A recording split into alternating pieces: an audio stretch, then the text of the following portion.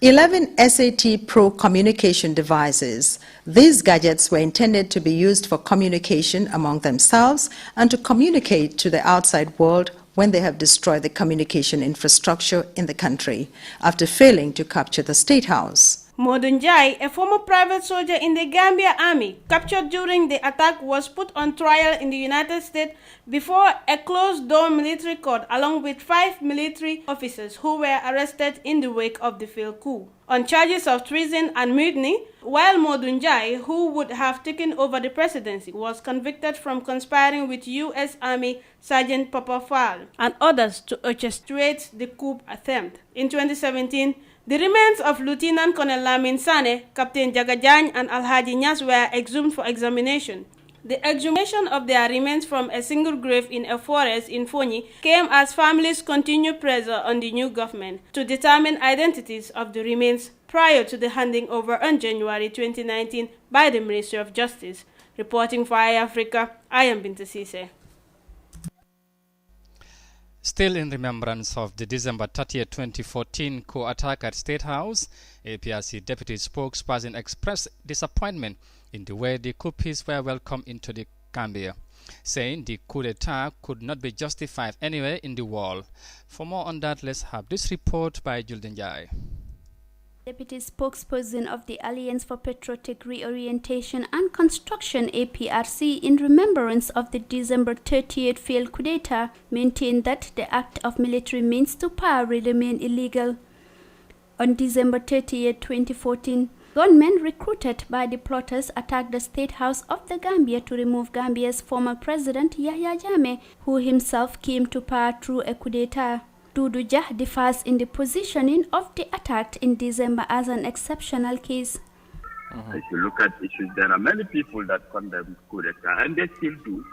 But it's like the 30th December attack becomes exceptional because, like you mentioned, the way they were welcoming this country, how they were received, and to the extent that Alhaji Barrow was giving a position within the TRRC as the head of the sergeant investigation, which many Gambians cried about, but they still ignore. He said what was wrong yesterday cannot be right today.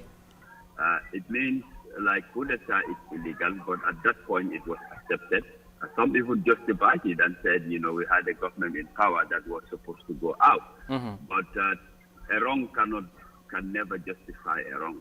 Coup d'etat is illegal, no matter where it happens in the whole world.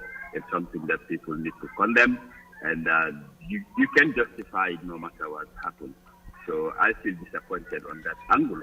On whether the party is responsible for the loss of lives as a result of the incident, Mr. Jah admitted that no government can escape full responsibility of happenings under its tenure, whether it agrees or not. For iAfrica News, I am Julden Jai.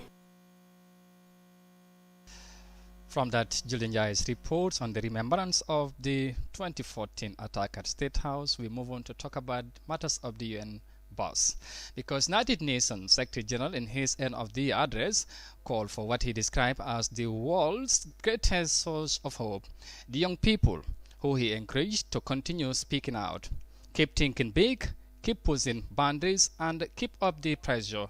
He said, of course, for more what he said, we will listen to him on this insert.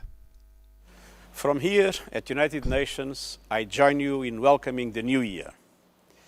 We enter 2020 with uncertainty and insecurity all around. Persistent inequality and rising hatred, a warring world and a warming planet.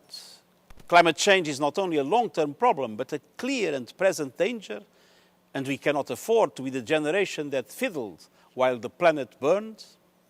But there is also hope. This year, my New Year's message is to the greatest source of that hope, the world's young people. From climate action to gender equality to social justice and human rights, your generation is on the front lines and in the headlines. I'm inspired by your passion and determination. You are rightly demanding a role in shaping the future, and I am with you. The United Nations stands with you and belongs to you. 2020 marks the 75th anniversary of the United Nations. We are launching a decade of action for the Sustainable Development Goals, our blueprint for a fair globalization. This year, The world needs young people to keep speaking out, keep thinking big, keep pushing boundaries, and keep up the pressure. I wish you peace and happiness in 2020. Thank you. UN Secretary General Antonio Guterres sending a strong message to the young people. Now, from that, we talk health next. For the cause of less privileged persons and those grappling with serious health complications, a Gambian health activist living in the United Kingdom is busy raising funds to change their narratives. On top of this campaign, Senabu looks out for more partners to awaken the Minister of Health and Social Welfare to look into the failing performances in the health facilities. Earlier today, she spoke to our Africa Good Morning Africa program. Madam Toure says government could not do much better than what is being done for patients. Let's have more of that in this report. A Gambian healthcare activist, Senabu Toure, entertains the thought of taking to the Banjul and march for that healthcare. I will do it, because that healthcare is a death trap. As far as I'm concerned, it's a death trap. I am not calling for a political reason. I am not calling out people to come for their political agenda. They have their parties. They can do it in their parties. You know, I even belong to a party. I can do it in my party if they allow me. But what I am saying is the healthcare is for the whole Gambia. My family, your family, everybody else will someday need that healthcare.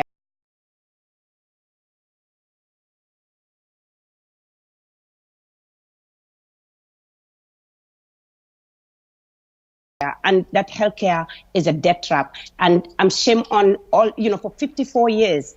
For 54 years, our healthcare is a mess. It's never, we have the worst healthcare in the world. We have medicine care.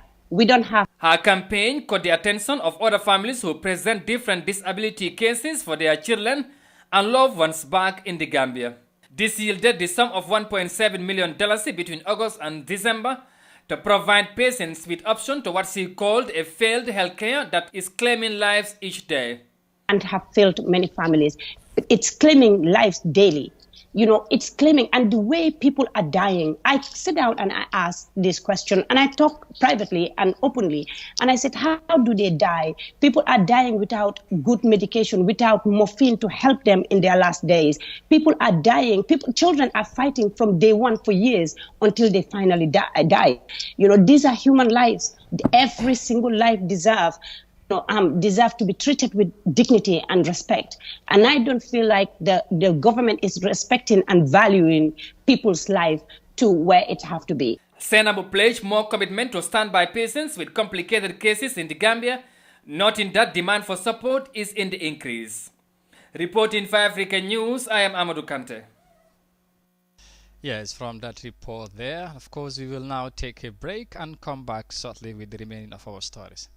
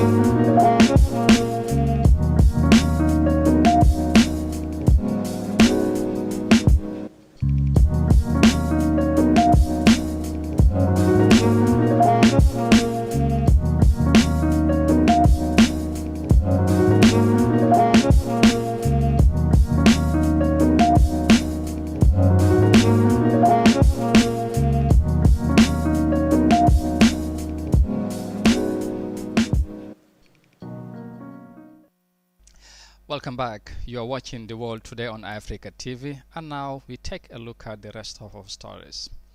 A car bomb changed the mood in Somalia's capital Mogadishu, where dead bodies are pulled out of rubble in conjunction to a number of injured persons this weekend. There was no claim of responsibility for the blast, although the Al-Qaeda killed and linked Al-Shabaab is often blamed for such attacks. Meanwhile, police remain on the alert with security in highly populated areas across the city. Let's have more in this report.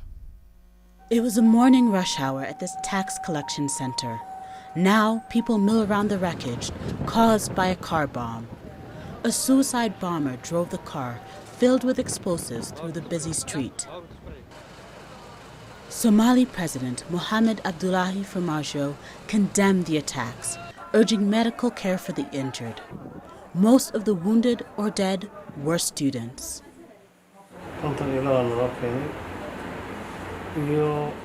Today was a horrific day. We received the 52 injured persons at our hospital. I was also later informed that there were 29 of them with minor injuries who were discharged after receiving treatment. Many people died. We received 72 bodies at Medina Hospital. We attended to the injured patients at our hospital. We believe we can handle the situation. Mogadishu has continued to bear the brunt of militant attacks. In 2017, the Somali capital witnessed its deadliest attack. Over 500 were killed in a truck bombing carried out by Al-Shabaab. For now, the country focuses on dealing with the latest devastating attack. From that terror attack in Somalia, now we move to Ghana, where the Ghanaian presidency says the country will do whatever possible to join a new West African currency called the ECO, which will replace the French bank CFA franc as soon as next year. President Nana Akufo-Addo said in a statement that the use of ECO will help remove trade and monetary barriers among the West African states. Ghana's entry into the currency union would make it bloc's largest economy and narrowly ahead of neighbors. Cote d'Ivoire. Ghana is not part of the West African economy and monetary union and has its own currency, the cedi. President Alassane Ouattara of Cote d'Ivoire and French President Emmanuel Macron announced earlier this month that the West African Monetary Union had agreed to cut some financial links with Paris. Under the deal, the African countries in the bloc wouldn't have to keep their reserves in the French treasury, and a French representative will no longer serve onto the currency union board. The countries due to change from CFA franc to the ECO are Benin, Burkina Faso, Guinea-Bissau, Cote d'Ivoire, Mali, Niger, Senegal, and Togo, all former French colonies except Guinea-Bissau. For more on this, we go with this report. The architects whose construction was first discussed in the 17th century is considered as 14,000 with capacity of accommodated up to 18,000 exhibits. For more on that report, we go with this report this time around. Since its inauguration in December 2018, the Museum of Black Civilization has continued to host large-scale exhibitions, conferences, and scientific meetings. The museum was built thanks to cooperation between Senegal and China.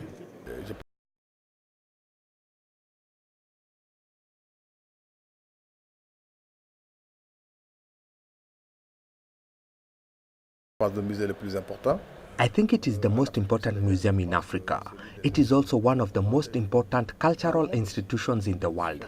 The museum has housed over 70 cultural, scientific and recreational events. This museum welcomes all African artists and has become a junction of contemporary African art. It was built thanks to the good cooperation that exists between Senegal and China. Today, I'm very proud to attend this kind of exhibition because that was our goal, that the building can accommodate all African artists. Built on a total area of 14,000 meters squared, this museum cost more than 30 million euros and can accommodate up to 18,000 exhibits. This museum has become an opportunity for contemporary artists There are many important artists known to the African public who today succeed in making themselves known through this museum. This gigantic museum was born from China-Africa cooperation, and it is quite a symbol that this museum is built on an architectural orientation which is inspired by the boxes of Casamance and also the round boxes of the Great Zimbabwe. It is important to salute the fact, with the help of China, this remains a symbol of good cooperation between Africa and the world. Mao Zedong himself said that Africans are friends with China. The Museum of Black Civilization has become a cradle of authentic pieces and original works retracing the powerful march of humanity and the evolution of the black world and its people. From that report there in Senegal, we will now bring this news bulletin to an end. Well, viewers, thank you very much for the pleasure of your company. But for more on these stories, you can also log on our website on ourafrica.tv. Once again, I am Amadou Kante, and bye for now.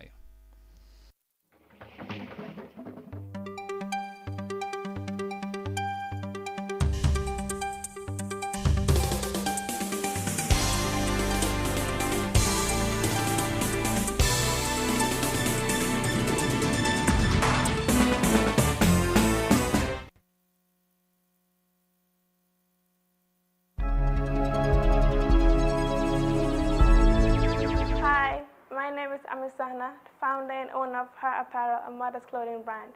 Top Startup has been one of the best things that ever happened to my life, if not the best. My name is Modula Ahmed Fati, founder, farm manager, ML Poultry. Before Top Startup 2018, this used to be my poultry house with about 200 chickens. And today, ML Poultry has just built a new farm with a production capacity of up to 4,000 chickens. I'm Ivo Lawrence Mendy. I am the CEO and the founder of Cameco. The Top Startup, we're able to register the company in Ghana as a limited, let's Ride Africa Ghana Limited. I urge every single young entrepreneur out there to give it a try. It's a life-changing experience.